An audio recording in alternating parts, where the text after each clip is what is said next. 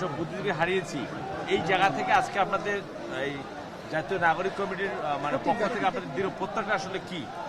দেশকে কোন দিকে এগিয়ে নিয়ে যাবেন আপনারা? আমরা শহীদ বুদ্ধিজীবী দিবসের আছি।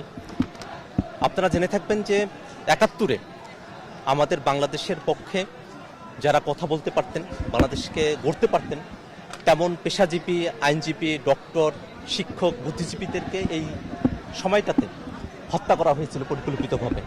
এবং আপনারা দেখে থাকবেন আমরা এমন একটা বছরে আছি যে বছরে জুলাই এবং আগস্টে আমাদের ২,০০০ তরুণ ছাত্র জনতাকে হত্যা করা হয়েছে।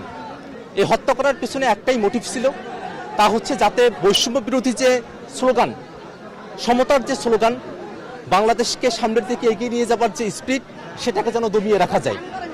এবং এই প্রত্যেকটা সময়ে প্রত্যেকটা হত্যাযোগ্য সবগুলোই করা হয় যারা প্রতিবাদী হয়ে ওঠেন তাদের বিরুদ্ধেই।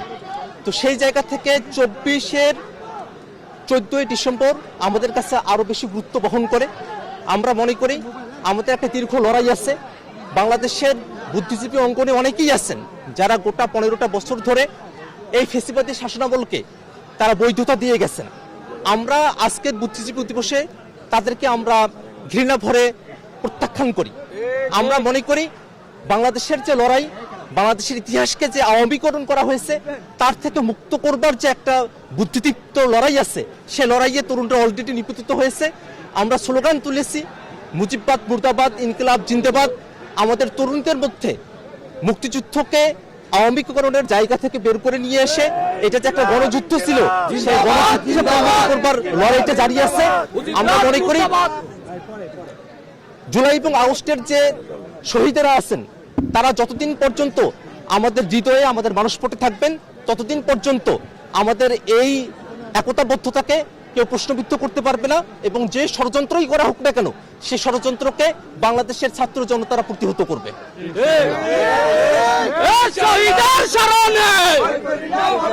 বুদ্ধিজীবীর স্মরণে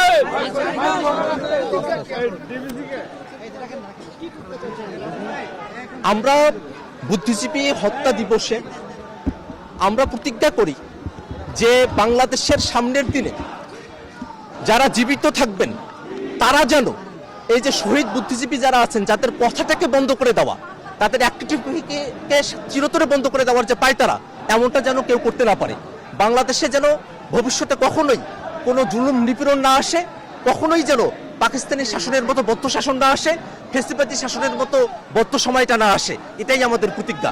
এবং একই সাথে আমরা প্রতিজ্ঞা করি বাংলাদেশের বুদ্ধিভিত্তিক যে অঙ্গন আছে, সেই অঙ্গনে বাংলাদেশের ইতিহাস, ঐতিহ্য, কালচার, বাংলাদেশের ধর্ম, বাংলাদেশের মানুষের যে স্বকীয়তা, স্বাতন্ত্র্য আছে, সেটাকে যেন আমরা বুলন্দ করতে পারি।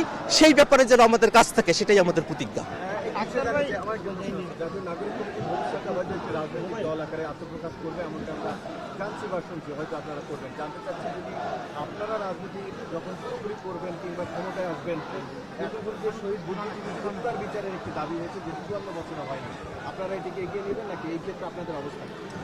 আমরা বরাবরই বলে এসেছি, ৭১-এর গণহত্যায় যারা পার্টিসিপেট করেছে, যারা সেই সময়টাতে গুলি চালিয়েছে, সহযোগিতা করেছে, তাদেরকে যেন বিচারের আওতায় নিয়ে আসা হয়। এবং সেটা নির্মোহভাবে।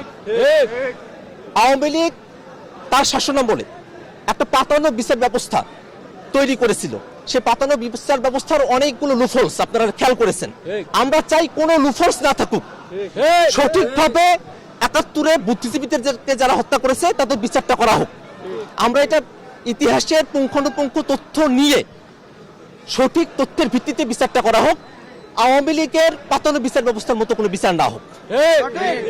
আবু সাঈদ মুক্ত, শেষ হয়নি যুদ্ধ, আবু সাঈদ মুক্ত।